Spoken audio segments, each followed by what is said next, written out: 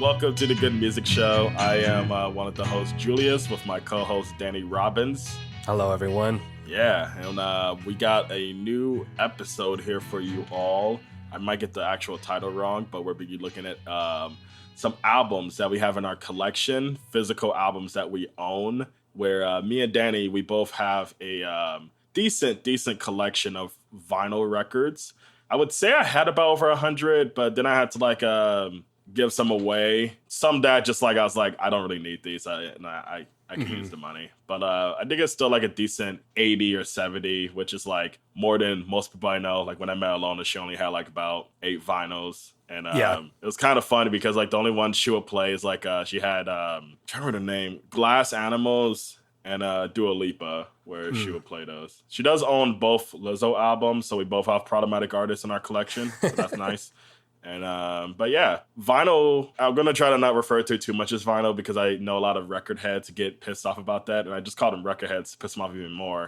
But record collecting is a thing that like I got into a lot during the pandemic because my old roommate Gene, shout out Gene, was a record collector themselves, and like they would let me hold on to some records and I would get some records, and we even had like a trade before they moved out. I started out there because Gene had a record player, so I finally had a chance to like play some records and stuff, and it was a collection that I really like was able to build when I got like a decent job and like a lot of money to throw away into it, because records could definitely be a bit expensive, where on my next go around I'm just gonna focus more on like getting like cool used records, because that's how I started into it. Like I would just like go into a record shop and just like grab whatever cool cover art I could find like in a 99-cent bin or whatever, you know.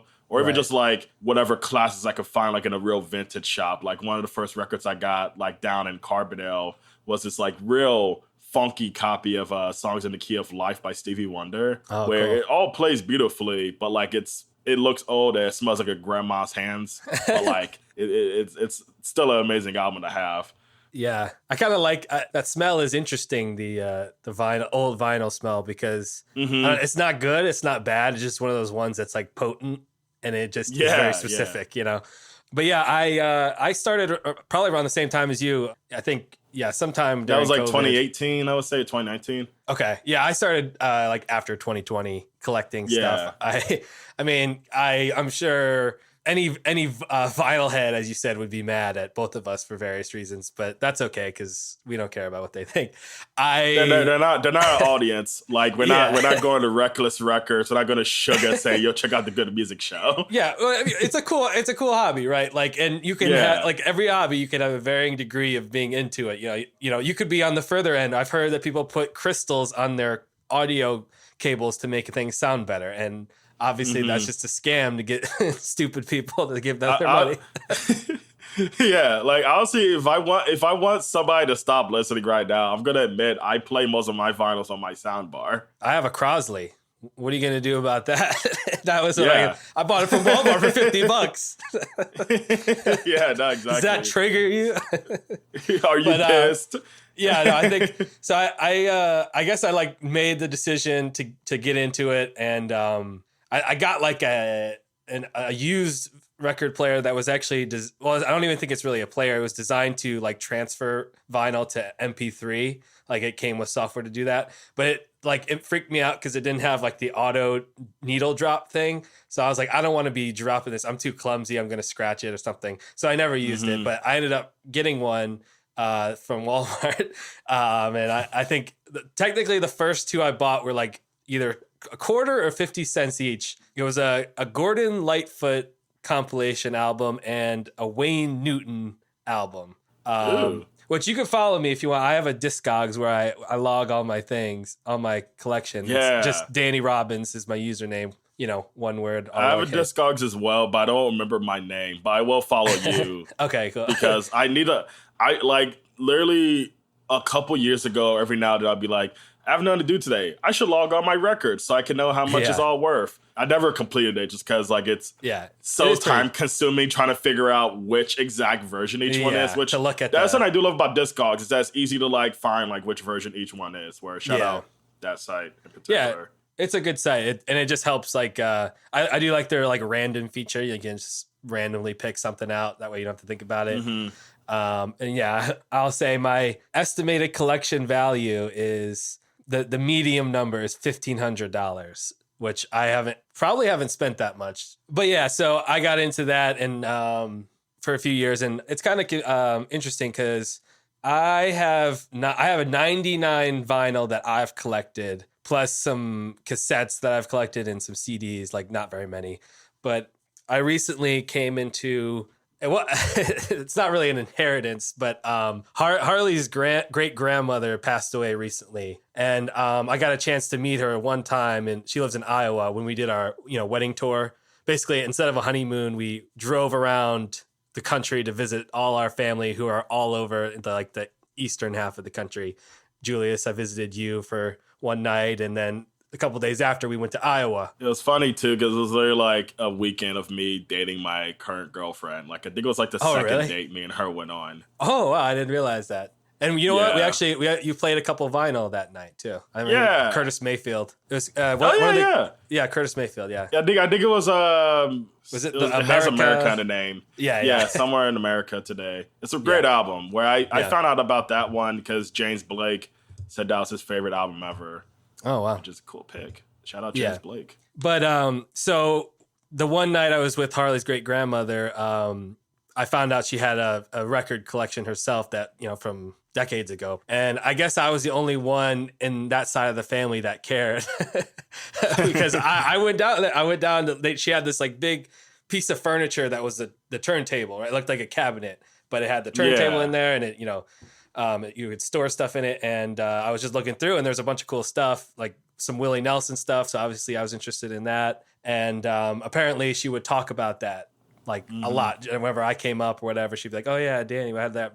We talked about music and stuff. So it was a cool thing. And, like after she passed away, like, the family all gets to pick an item or whatever. And Harley's grandpa, the one thing that he picked was to give me all of her records, which was really, really nice and unexpected. He surprised me with it. Like he invited us over and he's like, oh, I got a few records for you. I pulled them when I was up there for the funeral. And it turned out he grabbed all of them and he had these 2 giant bags. So there was 107 of them. I logged them all, and it's all like old classic country compilations and stuff like that. But there's definitely some cool stuff in there.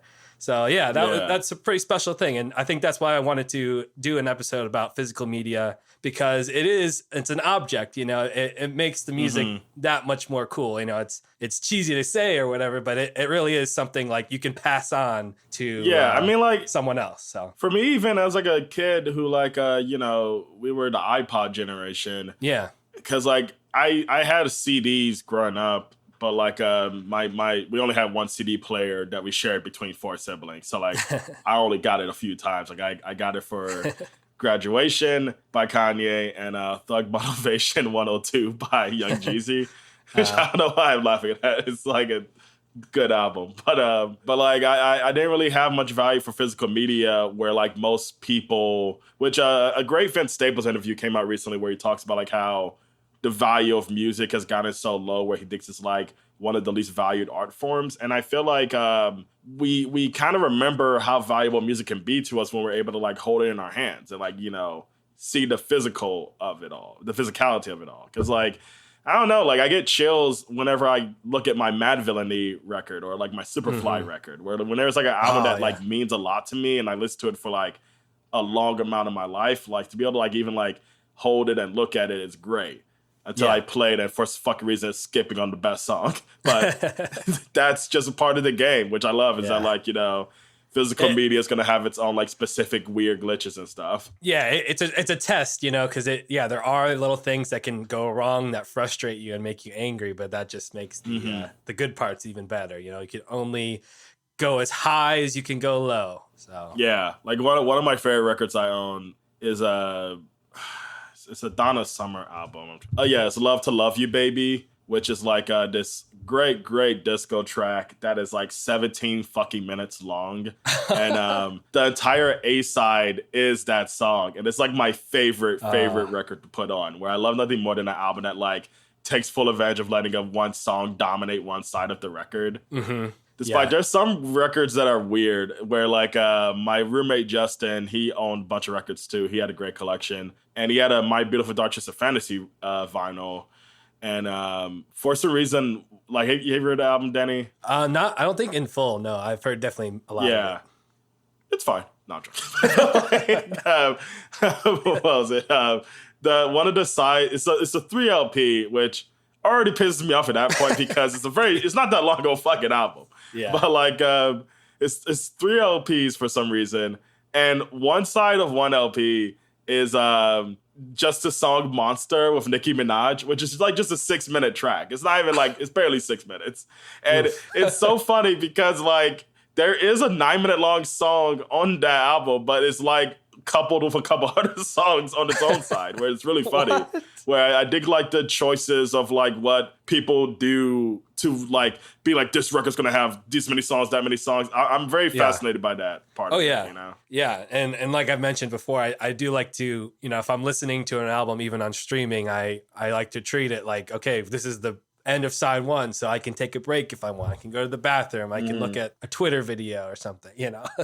But yeah. So that's why I think it's just, and it's important too, because it's one of the best and main ways you can support an artist, which is definitely, especially now. Like I don't like if you love buying records, go to concerts because they're the cheapest at concerts. Like I got like 2 Beach House albums for only like fucking $30 at one concert I went to for them, you know, where nothing beats the prices than like just buying the merch directly from them at their shows. But on the other side of that too, I don't have a lot of disposable income, so most of the records I end up buying are used. Yeah, which don't ever be hesitant to buy used. There's nothing wrong with it as long as most of my used records play better than my new records. I'll say that, which is always funny. Like I ain't nothing more than like when a new record is just terrible. Like it's the most warped copy for some reason. But we should probably get into the albums that we picked. Where Danny, if you want to start off with yours. Sure, yeah. So I picked the album Sidelong by the band Sarah Shook and the Disarmers, who you may know as Shiv from Secession. Yeah.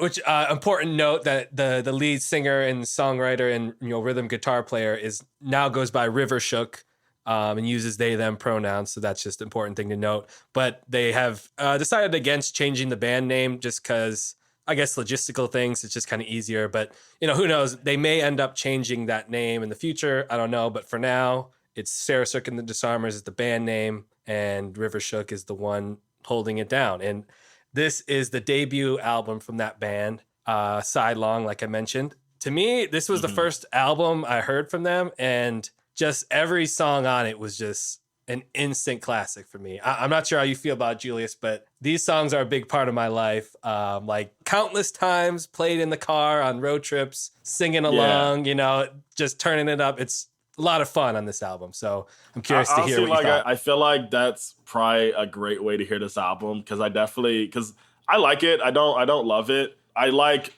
less of it than I do like I mean more in the sense that like there's like some songs I do like a lot and there's some songs I'm like, that's cool.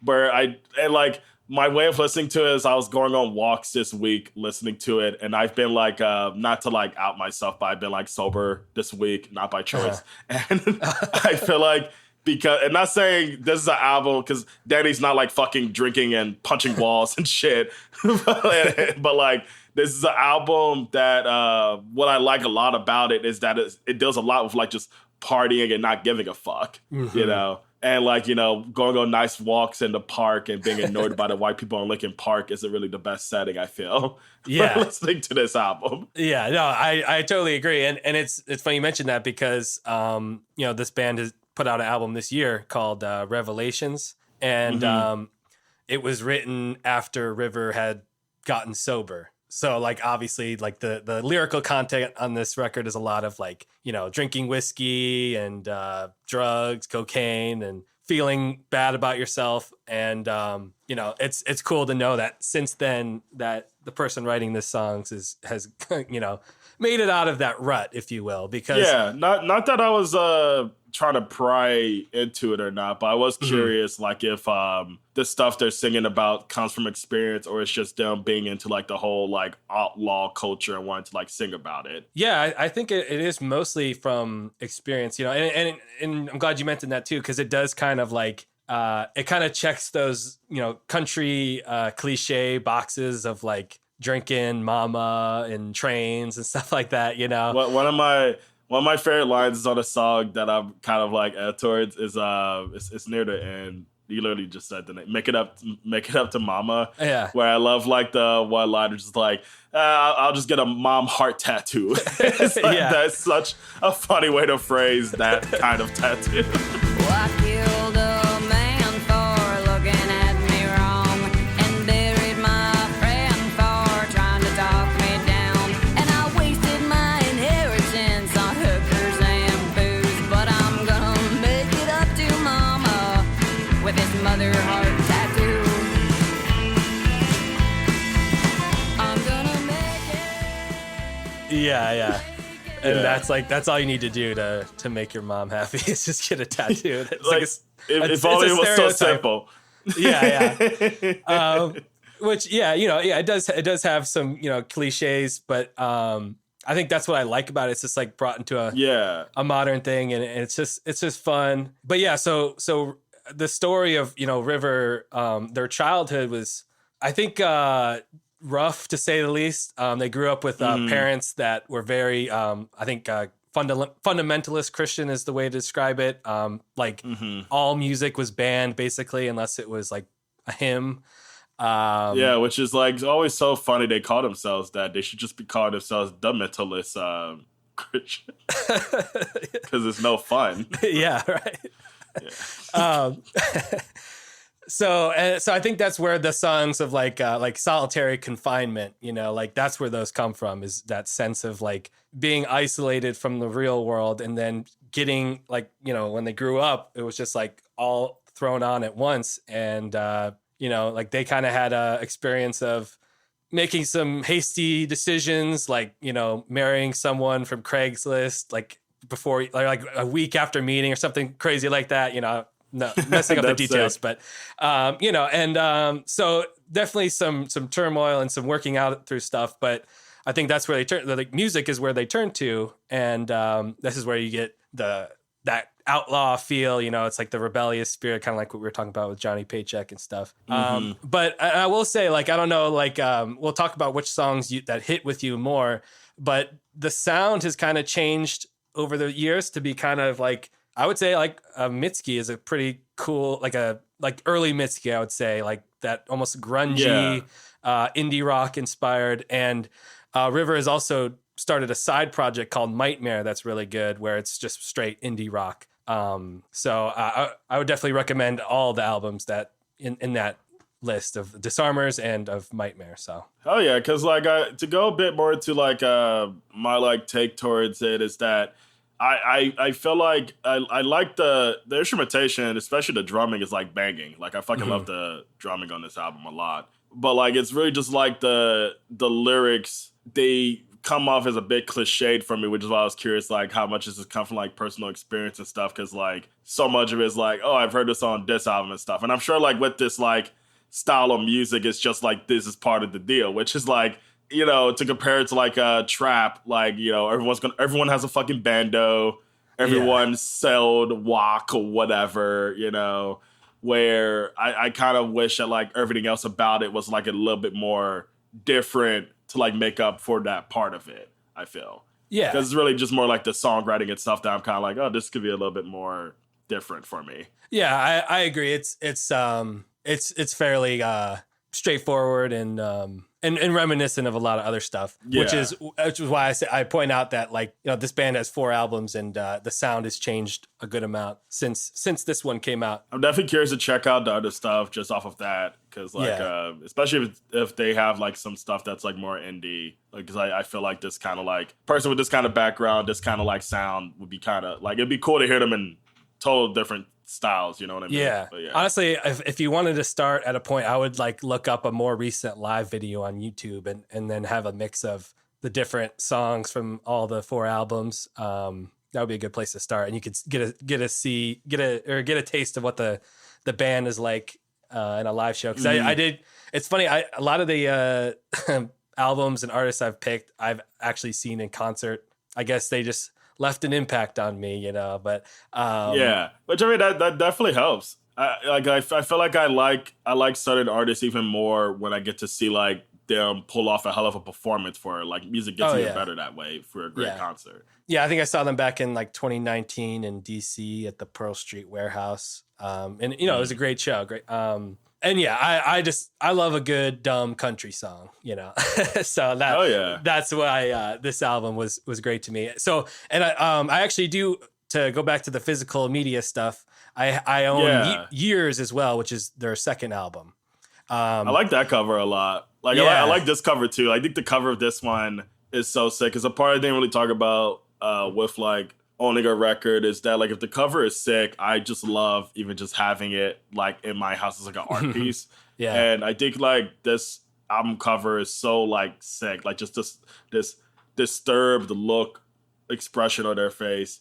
And like this smoke just like coming out their nose. Like it's so cool. Like it's badass. Yeah.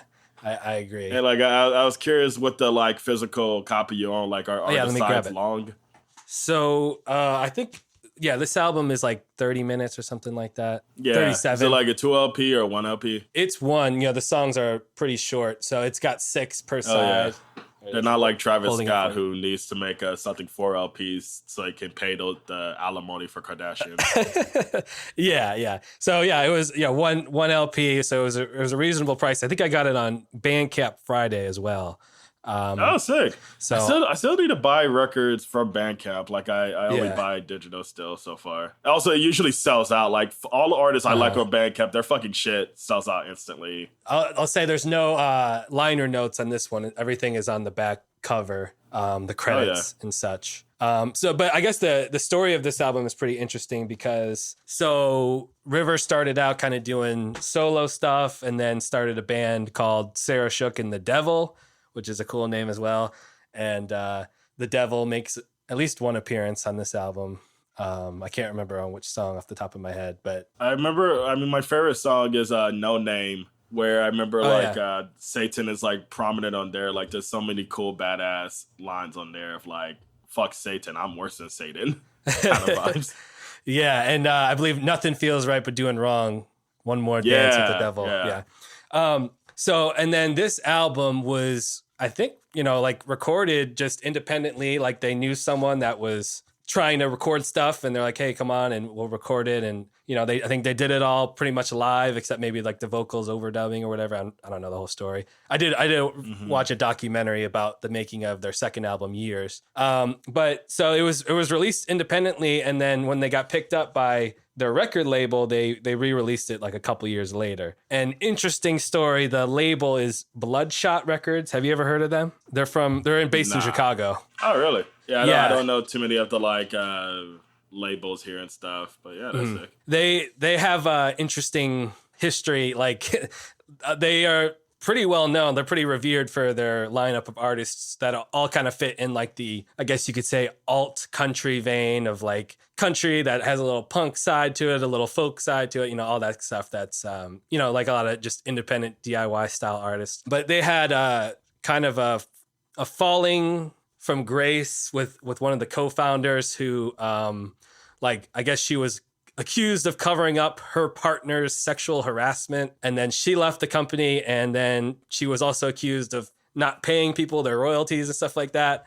So they basically got sold off to new owners because they want to preserve the name. Bloodshot is it's a standard of like 2000s till now of like I said, country artists. Like, let me see who else is Ryan Adams, Whiskey Town, Nico Case, Justin Townes Earl. A couple of my favorites, Bobby Bear Jr., Ha Ha Tonka, The Yoppers. There's cool artists that were part of that label that I hope they didn't get screwed over too badly, or if they did, it was made right. I'm not sure all the details of that, but if I'm looking at the address right, I've passed by this place several times.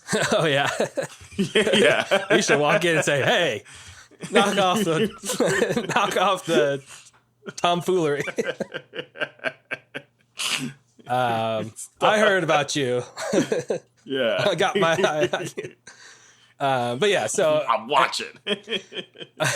so the Disarmers they've moved on to I believe 30 Tigers, which is another like country label that is doing very, very well. A lot of my favorite artists are on 30 Tigers. So, but anyway, I'm glad to hear labels are doing well on that side of music.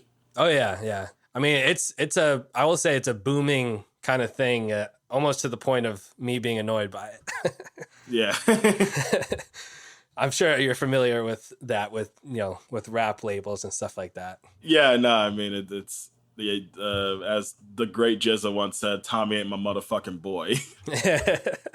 Yeah. Oh yeah. Then he had the whole song about where he just listed off labels.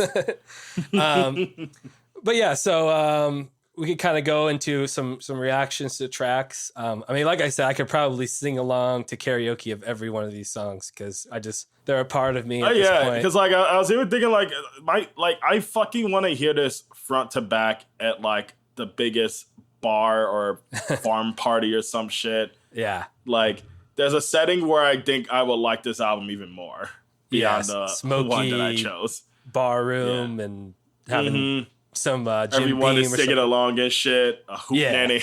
Yeah. Because like all of these songs bang. That's like the thing that I think is like just a full reality. Because like the fucking intro alone, I love how just it takes a second just go like boom, you're fucking in on it, you know? Yeah. Were there any other standouts for you? Yeah, like I like the intro a lot. No Name, like I said earlier, is probably my favorite. Like I love the like just hard ass, gangster ass lyrics on there. I love Misery Without Company. That one's dope. Nothing Feels Right But Doing Wrong, and Fuck Up, like that one goes into. Like, yeah, I thought there's one song you would like. I think Fuck Up is the one because it's I think that anyone one goes so fucking hard. would like that one because it is like it's like again it's like just a funny basic rhyme, but it's just Yeah, but there are some songs that like listening to music on walks is honestly a thing I should stop doing because like I get distracted living in this fucking neighborhood. Like living in Lincoln Park is one of the worst. I say this every episode, but like it's a terrible neighborhood because there's too many people, too many things happening. Because when I used to go on walks, I would barely run into maybe like 2 fucking people, but I'll run into like hundreds. But there are some songs that definitely just went in one ear and out the other. Like I was fascinated that there was a song called Dwight Yoakam, but I could not tell you one thing about it because song went in one ear out the other for me on my walks. Where every time I was like, I wonder what that song's about. And I took my phone. I'm like, oh, I'm Misery Without Company again. And it's just because of the pacing of the album where like I think like a lot of the songs are very seamless where it's like it can be tough to like notice when a new song begins despite a lot of it is like hard cuts. There's no fade outs or whatever, you know. That's probably one of my favorites off the album, Dwight Yoakam.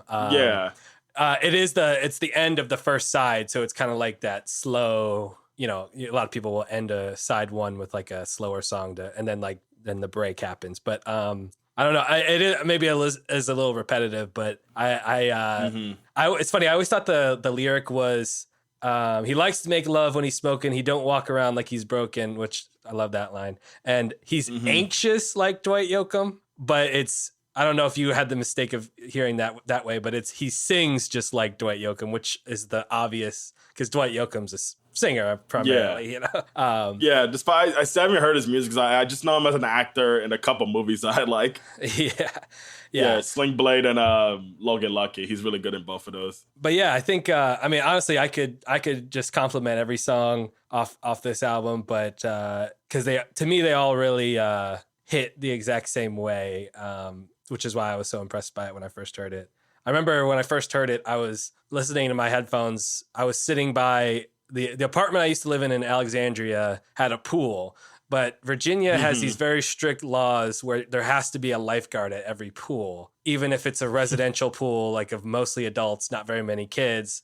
And this apartment complex is basically like, yeah, we'll have a lifeguard, but there's only going to be one. So they have to take a 15-minute break every hour. So it's basically pointless to swim because you get 45 minutes and then you'd have to go sit like a child, like during adult time for 15 minutes every hour that it was open.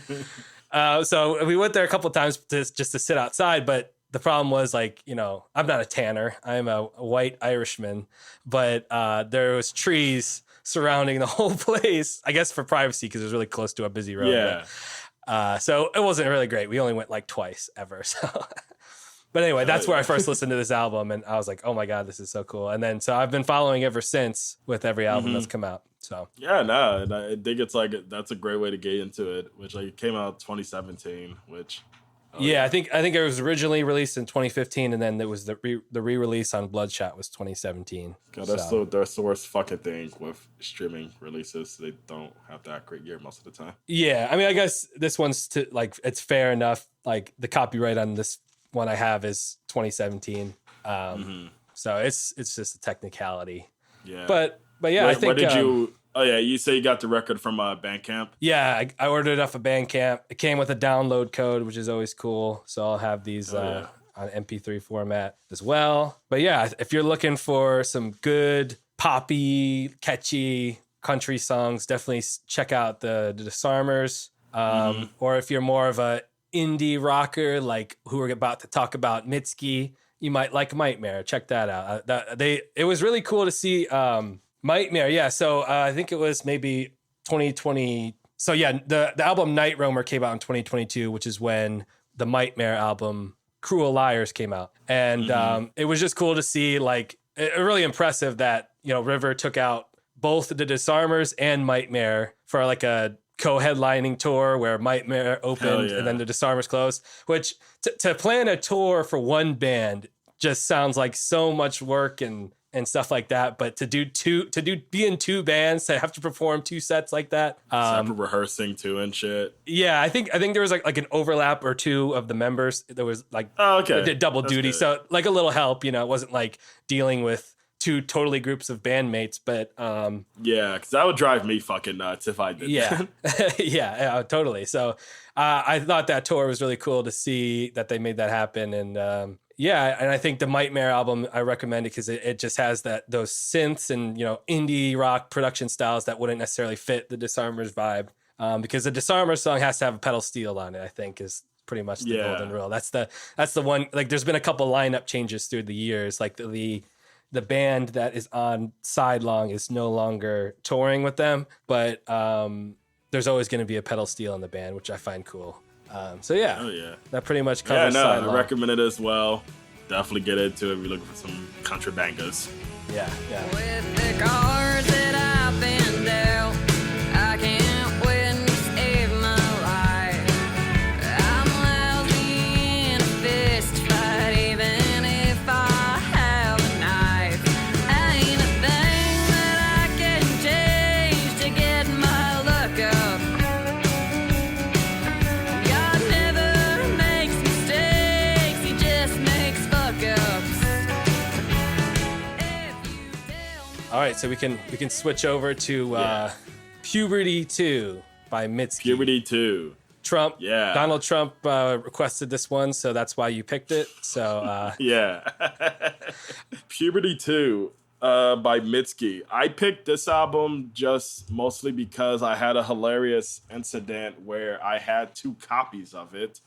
So I had 2 Puberty 2s, which is a little too much puberty for an American boy. And, whatever happened to Puberty 1? Yeah. That reminds me of this really... I saw this really bad comedy special, but it has like a one-liner that I'm going to steal from it, where he's like, how's 9/11 an inside job when it happened outside? Yeah, really bad. Anyway, but yeah, I had 2 copies of it. I don't know how that happened. Like, I'm trying to remember, what was it? I think I might have... Because sometimes when I order... Like, honestly... No, I didn't say it earlier. I said... go to tours and buy merch there, which also support your local record shops, because it's as someone who had their favorite record shop that was just like a 5-minute walk for me close, it sucks.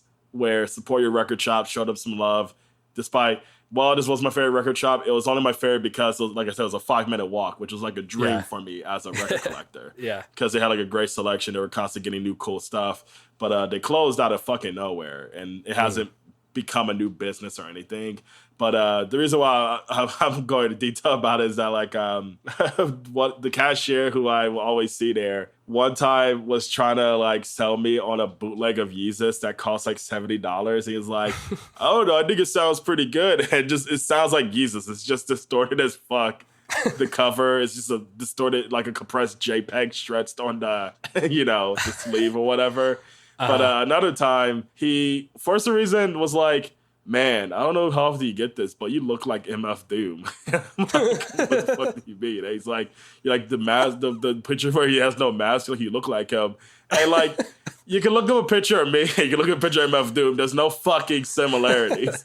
None at all. None. Where it's just funny. It was a funny record shop. But anyway. I'm imagining this guy is like the comic book guy from The Simpsons. What's funny is he looked like Kyle Rittenhouse, where sometimes I would be scared going in. Oh, wow. Where I'd be like, "Oh, shit. Watch out." But yeah, he needed to change his haircut. Kyle ruined that haircut. God damn it, Kyle. But anyway, we're not a political podcast. We're not going to talk about political things. But yeah, even though it somehow comes up every episode. Well, yeah. But what started this whole fucking rant or whatever was I ordered a copy of Puberty 2 online, and it didn't come for like 4 months. So that's how I got my second copy. Because I literally forgot I even ordered it. Because I ended up just buying a copy from like the record shop. I was like, "Oh, it's cheap as shit here. It's only like $15. Why not?" Yeah. And then another copy showed up and it played like shit, so I ended up just selling it. Yeah, so that's how I had 2 Puberties. But what I'm saying is be careful ordering records from like label websites, because it can be very hit and miss. Like I once ordered like 2 Arca records and they didn't show up until like a year and a half later. Like I literally had to keep telling them my new address because I kept moving. It was so annoying. But anyway, less about my upbringing. Puberty 2 is an album that is definitely one of my all-time favorites. And it's probably... No, it's not my favorite anymore because Mitski dropped a really great album last year that is my current favorite by her. But this one definitely meant a lot to me because I first heard her Tiny Desk, where I was just like high as shit, hanging in my bedroom, just watching YouTube, watching Tiny Desk, and hers came on autoplay. And it was like such an insane performance. It's literally just her and her very loud, distorted electric guitar. And she's singing her heart out while playing her ass off too, Yeah. And from there, I ended up checking out Puberty 2. And immediately just from like the beat loop of Happy, I was just in love. Where I was like, I need this on record. It's a cover that I really do like a lot because like it honestly it's annoying to look at in a weird way in terms of its like structure, because like the letters are cut off and you could even like forget her name is even there because it blends with like the grass. White. I'm just showing it to Danny real quick. Yeah. Wait, it's cut off on the top or no? I see it on the side. Yeah, like the Y is cut off and the P is. Yeah. If only this was a video podcast. Then no, I'm actually glad it's not. Let's work for Danny and let's work for us. Fuck that. Video podcast, grow up. I would make you edit the video. Honestly, yeah. I'll put AI skeletons on us. But yeah, no, where it was a record I was happy to get because I like the cover a lot. It comes with a sleeve of liner notes, which the liner notes are pretty basic because like there's only one producer on the album. It's not like a Travis Scott album. It has like just one guy, Patrick Hyland, who's on a lot of Mitski stuff. I think he's basically Mitski's go-to dude for producing. And I think he also like does like instrumentation on it too. But but the cool thing about the liner notes is that it comes with my favorite thing. Like if you want me to love your vinyl release or whatever, have lyrics. Give me a lyric sheet. Because I am that child who will literally look at the lyrics as I'm listening to the record sometimes. Like, I just love being able to, like, confirm what word they're saying. And what's even cooler, too, is that she has fun with the pacing of how she, like, spaces out each lyric and stuff. Like a poem, right? Yeah. Like, because once more to see you, there's, like, it's really interesting pacing she has, like, with how she, like, has the lyrics typed out and stuff. But yeah, because there's nothing that disappoints me more, which especially happens with like a lot of my rap vinyls. There's no like lyric sheet because I love nothing more than just being able to like see what they're saying. One of my favorite records I own is The Money Store by Death Grips, which is a album I didn't even expect to have a lyric sheet, but it does. And I got to know what the fuck he's saying despite listening to that album for like 10 years of my life, you know? It was a great listen. But yeah, no, where it's a really great packaging that I'm happy to have. We can go into a little bit of like stuff like what did you think, Danny? How did Puberty 2 sit with you? Yeah, so I had a moment, I think when we were in college. I'm not sure, you might have recommended Mitski, or like the Tiny Desk came out around that time, like just Chatter or whatever. So I had a moment back then when, like before Be the Cowboy, where I got really into Mitski, and I kind of sped run through all of her albums over the past couple of days just to make sure I was at least somewhat familiar with them, because I kind of dropped off after Be the Cowboy. I didn't really check out the last two. I have come to the point where I love Mitski. I love everything she does and stand for, but I don't necessarily love listening to your music all the time. Like, it's kind of how I feel about like Arcade Fire or some other bands like that, where it's like, oh, I have basically all of her songs I've added to my mega liked songs playlist. So like they're going to come on and I'm going to love them when they come on. But like, I guess it's like a personal taste thing, is like some of the slower songs kind of like feel like they run into each other, where they all feel like they could be interchangeable a little bit. Yeah, no, definitely. Cause like, I even have a similar thing myself with indie rock. Yeah. Where I don't put it on many of my playlists just because it's like tough to like group. It's the toughest style of music, I think, to group with like other sounds and stuff, especially Arcade Fire. Like, I don't listen to them anymore, mostly just because of that. Whereas like Mitski, thankfully on a lot of her later stuff, she has like songs that are like way easier to like fit into these playlists in that way. Yeah, and what I really love is like, I guess my two favorites would be Bury Me at Makeout Creek and Puberty 2. It's kind of a toss up between which one I like more, just depending on the day. Which are both great records. Like I fucking think Townie was a song I was obsessed with for so long. I think that's such a cool record. Yeah, and I believe it's the opening track, Texas Reznikoff, which it has a similar vibe to Your Best American Girl, where it just has like just a soaring punching chorus. So that's the kind of side of Mitski that I personally love. But what I really think is impressive, I even checked out her two albums before Bury Me at Makeout Creek, which have you heard those? I have not still. Like, I've heard a few songs from each of them, like Strawberry Blonde. One of my old roommates got me into that song. Yeah. But the first album I still haven't heard, where I like, as much as I'm a Mitski fan, I'm not a completionist, I will say. Yeah, and I obviously wasn't either, but I did want to kind of have because the discography is pretty short. I mean, okay, we gotta give it up. Every album, about 30 minutes. We gotta clap for that. Oh yeah, no, give it up. Do you watch Drink Champs? It's like the worst podcast on earth. Like it's basically Nori, this like old rapper from I just saw a clip from it where Queens, he with the Migos, I think, where he was like pouring shots. Yeah. Yeah, and like it's basically he invites rappers, forces them to drink even if they don't drink, gets them drunk as shit, and just gives them the most outlandish questions, and then if the question reminds him of something from the past, he'll go on a very long rant. It's really bad. Like, it's a terrible show, but unfortunately it's the only place that's interviewing rappers who have incredible stories to tell. So I've watched I've devoted at least like 30 plus hours to watching its long, because each episode's almost like 3 hours long. Like, it's fucking dumb. They need to edit the shit out of that show, but they really don't.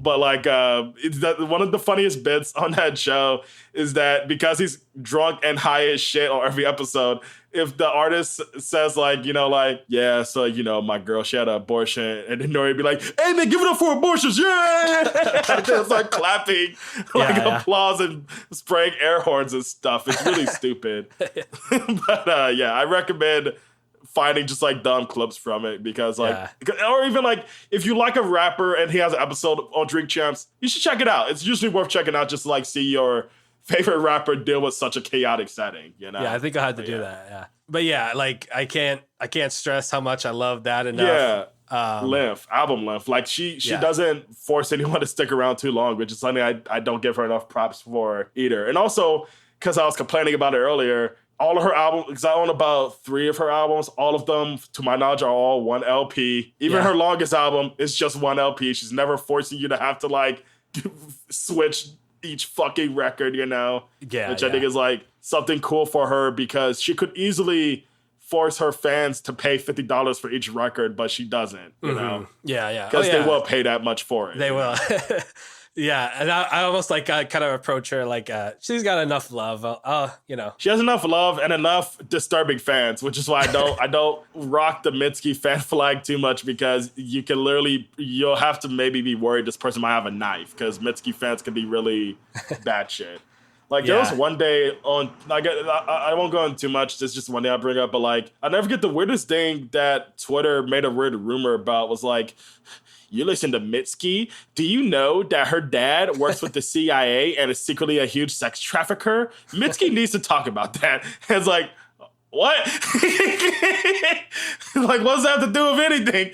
Yeah. What the fuck are we doing? And of course, it turned out to be complete bullshit. And also, it's like, what the fuck? What are we doing? Like, I don't know. It's just, her fans are insane. Because the thing is, that was a fan who made that up. She was just like, I just thought it'd be fun to make up shit, you know? Well, isn't it true that her dad is in like the Department of Defense or something like that? Yeah, like it is some crazy gig or whatever. But my thing is, I'm like, she's not someone who's making like every album has like a I love my dad type beat. Like, like if you listen to her music, it makes sense that her father works in the Department of Defense.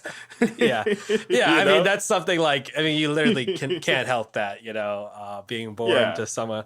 What are we doing? I'm not one to care or focus on that unless she were to say something that would bother me. But as far as I know, she hasn't, and she seems pretty cool as far as her beliefs or whatever. She's so real. Like, I think she's so real because she said fuck social media and hasn't come back since. Like, she literally refuses.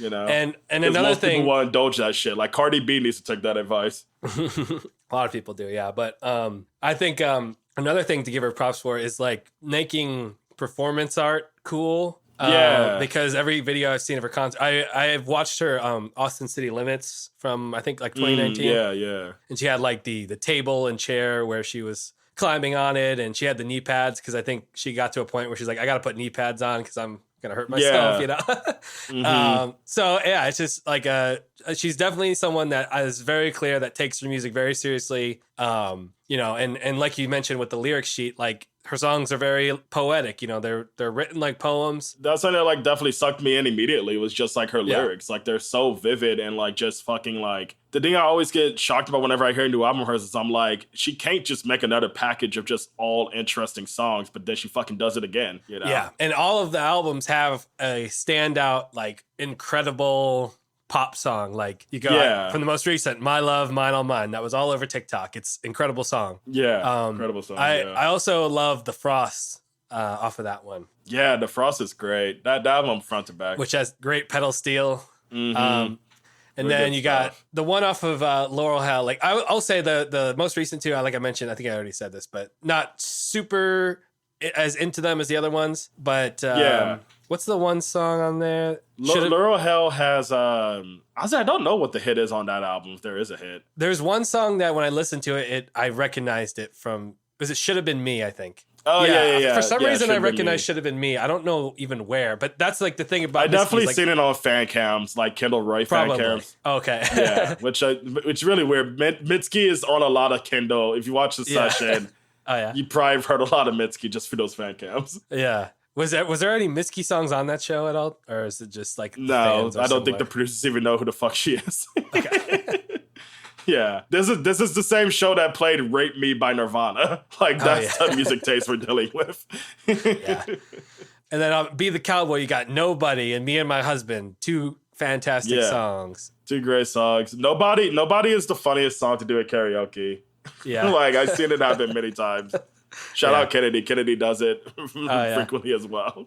Oh, yeah. Speaking of Kennedy, they just left a comment on our Spotify that I posted. Yeah. So they told me they did it. And I was like, Danny would know. I don't know. The Spotify account is attached to my Spotify. I just happened that way. I wasn't going to make another Spotify for the I don't blame you. But, So I'll keep you updated if we get stuff on there. So there you go. Yeah. Go check out the Party Soundtracks episode episode for the response to that question. Yeah, no, it's shout out to anybody who's listening and leaving comments. We appreciate it. Thank you. But yeah, and Puberty 2 has honestly, I'm curious which one would you say, because I definitely feel like the most viral song is definitely Your Best American Girl. Oh yeah. But I've been seeing a lot of people bringing up I'm trying to remember which one it is exactly. Is it Losing Dogs? Oh, I bet on Losing Dogs. Yeah. Like, people bring up that song a lot, which, like, both great songs, but I'm even just shocked on the latter because, like, it's very sad. It's just a sad song. Because, like, even just the concept of, like, willingly betting on, like, something that's gonna, like, not work out, it's such a crazy concept, you know? Yeah. Yeah, I think that's what Mitski fans love about Mitski is that they can feel sad when listening to Mitski. Yeah. Which, that's awesome. I'm glad you can do that. Because like, even with Your Best American Girl, what I love a lot about that song, which was like I think it was actually no, like I didn't hear the album itself first. I first saw the Happy music video, which I showed to my high school students, which you can watch that music video and tell me I'm a fucked up teacher for that or not. And Your Best American Girl. Did you see the Happy music video? No, I haven't. It's very graphic, but like it's really well made though. It's very well made. But like, what's funny is I didn't think about it. I probably put on my high schoolers to Mitski before TikTok did, so I got that going for me. What was it? But your Best American Girl has such a unique video that goes into the performance art that Danny was talking about, where she is at a photo shoot where she's trying to get the attention of this like conventionally attractive cis white man, and as they're like flirting with each other, like making faces. Yeah. Someone looks like Danny Robbins. Like, you know, Danny Robbins. Imagine him. Don't watch the video. Imagine Danny Robbins sitting across from Mitski, trying to get his attention. Yeah. But then like a conventionally attractive white woman comes up and like cuddles the guy, and they start like making out. And Mitski, who is like confused and like is stern by like, you know, losing out on this opportunity for romance, she starts making out with her hand, and the video starts cutting back and forth. And like, what I love about this part is that it comes in during the infamous moment of that like fucking insane guitar just roaring in, which I think is like still the coolest thing in Mitski's discography is that moment on Your Best American Girl, because regardless of how low your volume is, you're gonna hear it.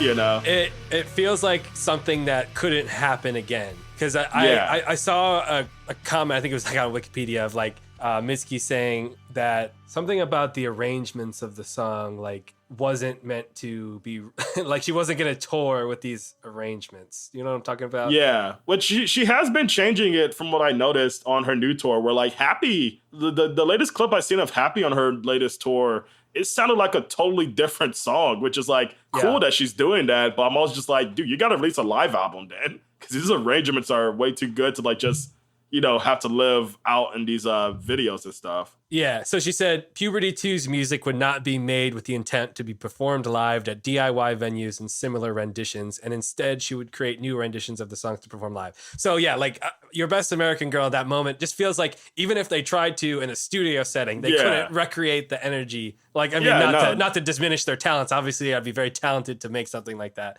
but it just feels like a special once in a lifetime moment, you know? Oh yeah, definitely. And like it's so killer, where like, cause something that like Mitski reminds me of, which like I may get shit for comparing it to these artists, but like my favorite like band growing up, which me and Danny bonded on a lot, was the Pixies, which I was meaning to talk to you as well about it. Like, I'm gonna try to get into the Breeders more than I already am, because like I like the Breeders, but I still haven't like heard a full album by them, and I'm like, I feel like I owe that to myself being such a big fan of the Pixies. But I keep saying the Pixies, it's just Pixies. But what was it? But like they have like, I always feel like Mitski, the way she plays with like the loud, quiet, loud that the Pixies mastered, and like just the very unique, weird songwriting, it's like similar vibes, where I feel like she's carrying that torch for both bands in that way. 100%. I have several notes about that mention the Pixies as well. I again, it's not a dig on either of them, or it's meant to compliment both of them. Like the energy that the Pixies brought is what Mitski brings in a different way, and it's also cool to see that Mitski can do like, you know, more like almost like piano jazzy stuff, like almost like what Bob Dylan is doing now, where it's just like very piano heavy, like on the latest albums. And even like I feel like there's a lot of like Western tones to like the music she has on her latest album, which like I was kind of like surprised by.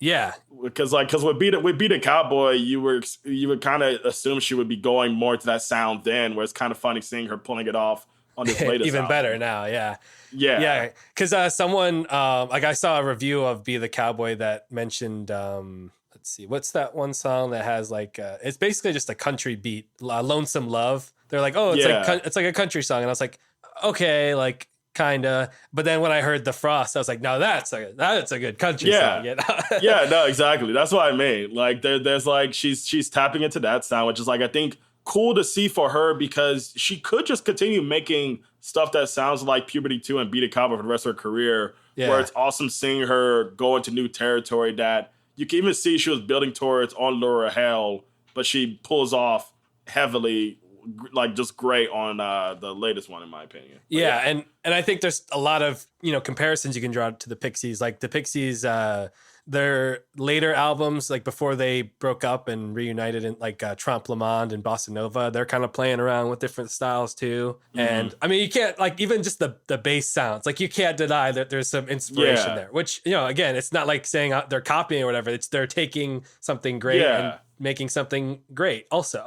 You know, that's different. Exactly. So. And I think like all great music is going to remind people of other great music, because like at the end of the day, like the fascinating thing is that far we know Mitski could have never even heard of Pixies, because like I already referenced it once, but like I read this great Vince Staples interview, and he has like another point where like the interviewer was like, oh, have you listened to Mobb Deep? Because this one song on your new album reminds me of Mobb Deep. And he's like, I've never heard a Mobb Deep song in my life. Like I could have, but I don't remember it at all. And he brings up how he had this one song on his last album. People were telling him like, oh, you're basically doing the same gimmick as the Nas song, I Gave You Power, because both songs are pretty much like a love song where they're talking about a girl, but the girl is actually a gun, which like, it's kind of weird that happens a lot in rap, but it just does. Because what's funny is people always say like, oh, Vince Staples got that from Nas, despite Nas got that from Tupac. And Tupac got that from some other rapper that I don't remember. But it's just an interesting gimmick that is like resulting in a bunch of different concept tracks. But anyway, Vince Staples is like, yeah, and I never heard that Nas song either, where it was just like, we're in a genre where we're going to have like similar ways of how we want to do creative song choices, where it doesn't matter if I listen to it or not, but it's cool that like we still interlink in that way just because we're in the same realm of music making. Because I feel like a lot of people when they hear like someone be like, oh, this is like this, and they're like, there's no way they could have heard that. It doesn't really matter if they heard it or not. It's just like the music is going to come from a lineage regardless of where it's coming from or not, you know? Yeah, and to set the record straight, Mitski opened for the Pixies back in 2017. So so you know, I don't know how much she heard them before doing that, but she definitely at some point heard them and then made more music. But cool album. Definitely recommend it on Wax. Where I even would love to hear Sidelong on Wax. Like that would be really cool. Where if I see it at a shop, I'll probably grab it. Yeah, just most because I really do like that cover a lot. Yeah, because like do you feel like well, we were already joking about like how we don't have like the greatest sound systems in the world, but do you feel like you notice much of a difference hearing it on Wax compared to like just listening to it on your headphones on like Spotify or something? Well, again, like I think, you know, I use Spotify because it has a duo deal that's cheaper. I had Tidal that gave me some technical issues that was pissing me off, and I switched because they upped the price. You know, like, again, I'm all for supporting musicians. Sorry, I don't know why the clip of like Marlo saying "price of the brick going up" just played in my head. One more thing, price of the brick going up 30 more. Marlo, another person that I'm reminiscent of, both mean gentlemen. Anyway, so you know, I again, like I have a terrible sound system in my car. I would love to have a great audiophile setup. I just don't have the money or the time to fuss with it. So I make the most of what I have. When I want to listen to an album and like really dig into it, I wear these headphones I'm wearing now. These are nice headphones I got through work. They look great. I see a lot of like, what's his name off of Apple Music? DJ Zane Lowe or whatever. He has these. Yeah. So I'm like, oh, these must be pretty good. So I didn't buy them. That's why I trust them. Yeah. I see a lot of people wearing them. So that's what I do. And I play it off Spotify, which probably crushes the quality, but it's just what I got. That's what I'm working with. So, but my vinyl setup, very terrible. It did not sound great. I put it on for the vibe. I want to hear the scratches. I want to have to get off the couch every 15 minutes to go switch it. Yeah. So that's how I like it's a great experience, especially since like these albums are thankfully just one LP, like it's just single LPs or whatever. But yeah. Well, since you asked me, what is your kind of record player do you got? Do you got anything cool? I got this Audio Technica. Okay. Fucking something. Let me Google it real quick because I bought it like in 2021. It was a really funny situation. I was on a date with this really nice lady, but just was not the right. It just didn't work out. Yeah. But I can't find it. But it was an Audio Technica Bluetooth type thing. And I don't know why. I was just like, I want to buy a record player. You want to go to Best Buy with me and watch me buy this record player she came with. And I bought it then. I was really happy to own it. It was like $500 fucking dollars, but it looked cool. It worked with all my Bluetooth devices, even my Bluetooth headphones, which was cool. And then it just broke one day. Like, oh, really? I have no idea what I could have done to prevent it, which is like the only frustrating thing. Yeah. Yeah. So I haven't like played a vinyl since like maybe fucking like August of last year. Is that the broken one? Yeah, it's in the back right now. You see it in the background. Yeah, where it hasn't been used in a while, which sucks because like I've gotten so many cool records since. Like I got like my Future records. Like I recently got 56 Nights, what was it? Monster and Hendrix on wax, which I like. So happy I have those. But yeah, no. So like I need to get a new record player where I'm probably just gonna go to a thrift shop and get like a cool vintage one, because as cool as it was to have like an expensive, neat one, I've been to plenty of my friends' place who just have like, you know, either a lower tier or whatever, and it works fine. Where I feel like as long as it fucking spins the record and you have like a decent speaker, it'll be fine. Yeah, don't drop $500 on a record player like I did. Yeah, I feel like there's good ones that are like $200 to $300. That from my research, you know, eventually I do want to upgrade because I've heard that the Crosley ones, like the needles like ruin the vinyl, which like. At the end of the day, my philosophy is like, these are meant to be played. They're not meant to be collector's items. Like, if you want to do that, that's fine. I don't care, but that's not how I want to approach it. Like, I want mine to, you know, I got mine used. So like, you know, like if there's a stain of peanut butter on it, I'm going to clean it off and I'm going to play it, you know, like that's just, like it's just life. You know? I don't care for a collector's mentality. The only time I did that was for a joke. I got like Donda because I was like, oh, this is gonna be worth something soon. And then I ended up just selling it. And what's funny is I had to like, I had to tell the record shop that I sold it to that it was Donda, because at first they were just like, yeah, we can give you like $10 for it. And I'm like, do you know what album this is? Because like the annoying thing about Donda is that it's all black. There's no name, there's no artist name, there's no liner notes, there's no credits, there's no track list. And what's even funnier, the records themselves don't have any label on it or nothing. There's nothing to even indicate what fucking album this is. We're going to have to do an episode just on Kanye eventually, because I haven't really listened to a lot of his because I haven't really had a lot of reasons to. Yeah, I mean, it'll be the funniest time ever to do it now, because like he's such a moron, but that just is like, come on, like do something, man. do something. But yeah, I had to explain to them like what the fuck this was, and they literally had to like break it open to like confirm that it's that, and they're like, okay, we'll give you 70 for it. I'm like, thank you. I mean, John Cage should have like said, like when he did the 4 minutes 22 seconds, like, all right, I did that, no one else should be allowed to do this. The urinal guy, he already did that. Like, no, you got to do something real. Like, especially when you're that rich. And I only really saw that because I was just like, I'm just tired of having this stupid looking record in my house. I was sick of it. Space. Let me get some bread. Yeah, I'd love to hear what comparisons. I was about to start. Yeah, comparisons. Because I was about to start outroing, but I want to hear like if you had any similarities. I don't have very many as normal this time. All I can say is that they're both Mitski and River Shook are both vegan. So shout out to all the vegans out there. I date a vegan. I love my vegan girlfriend.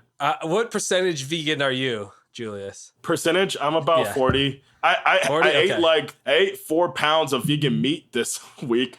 Not on purpose either. It was just like I just kept cooking things that needed vegan ground beef for. So I ate a bunch of that. So if I grow like a third arm, that's why. So you're 60% meat eating then. Yeah, like all the meat I eat, well, not all the meat. Like I don't eat beef or pork anymore. I still go into like poultry and fish here and there. But yeah, I'm just curious about this. No. I mean, it's definitely like like Alona's pissed by it. She doesn't like it. I love my girl, but she's rightfully annoyed by it because she's like, either just don't be vegan or be vegan, and I'm like, that's fair. But I think it's kind of funny to go both ways on it.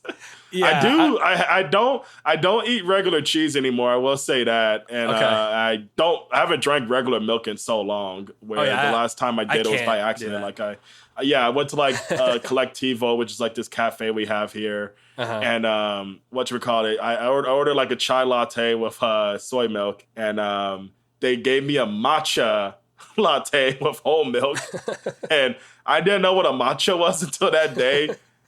I'm sorry, hey, listeners, I like matcha, but like that shit tasted like fish. It's earthy, it wasn't fun. But outside that, I don't drink dairy milk anymore. I don't really do cheese, so I'm somewhat there. I'm like 40-30%, I would say. Okay, that's good.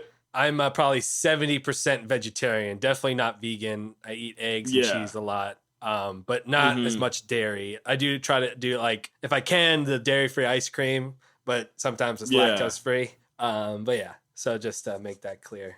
I don't know. Well, as far as I had to learn lactose-free doesn't mean dairy-free, which is so funny to me. Yeah, they take out like the part that's bad. Yeah, Trader Joe's had like some shredded cheese that I was making in a pasta for Alona that was like lactose-free. And she like, I was about to put it in the pasta, and she just looks at the bag, is like, wait, it's lactose. I'm like, yeah, that's good. What do you mean? Lactose milk. No.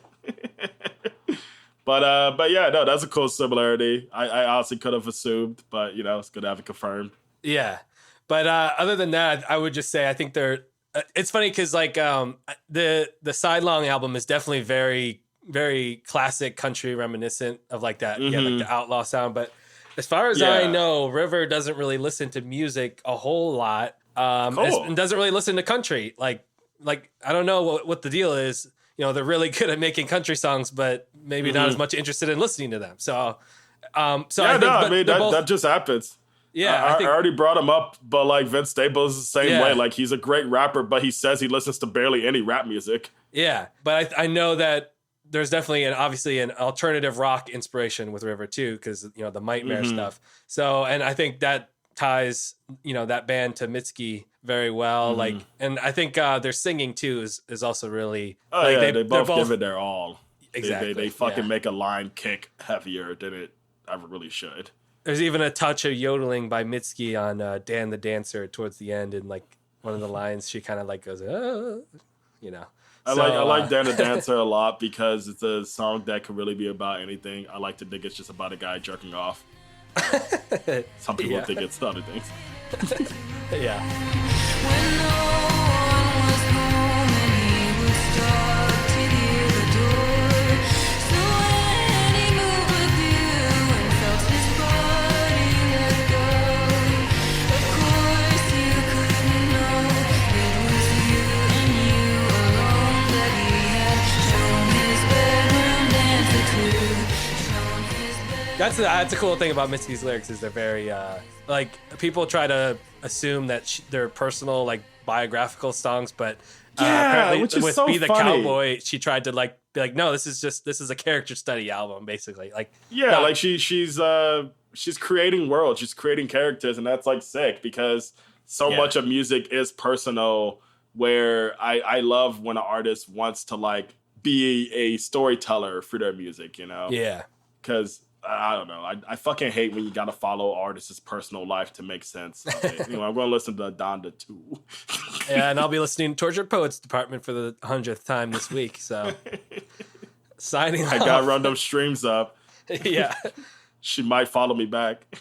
I just saw a thing that was like Taylor Swift fans are creating their own versions of, let me see, Taylor Swift fans.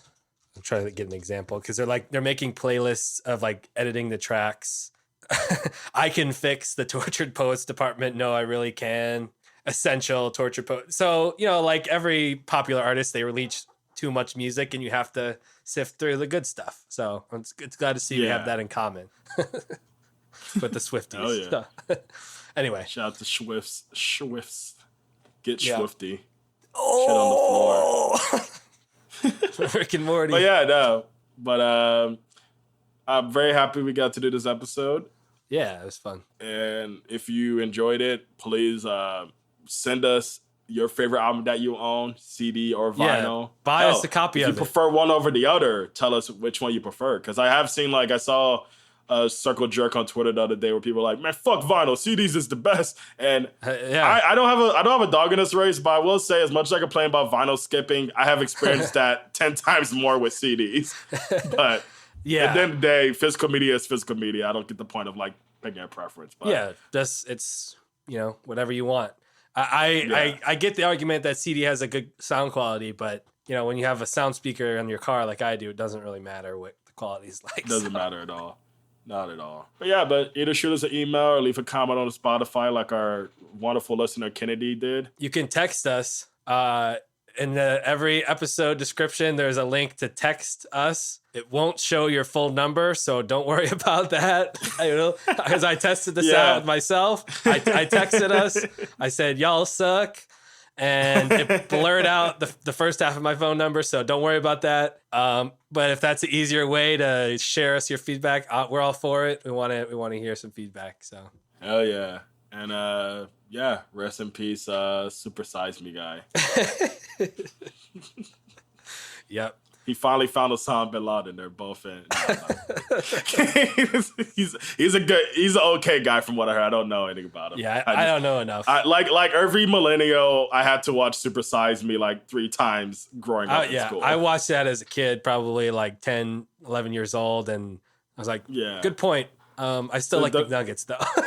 Yeah, the best thing he ever did was introduce me to the guy who did Rock and Roll McDonald's. Oh, yeah. Yeah, Willie Wilson. Not Willie Wilson. Wesley, fuck, my friends are going to laugh at me because they fucking love this guy. This guy's like a Chicago legend. We should do an episode about this guy. This guy's great. You would like his stuff. Wesley Willis. Musician? Yeah, he's like, he makes like just outsider music where his shit's insane. Where I'll send you some of his stuff. He's really dope. Well, yeah, but thanks for listening. And yeah. Go get some McDonald's. Check us out next week. We have we got hater mode next week. We're gonna do we're gonna be full blown haters. We got this is a premise I've been telling everyone about because I as proud of as I was of coming out with it, I couldn't barely even think of an album.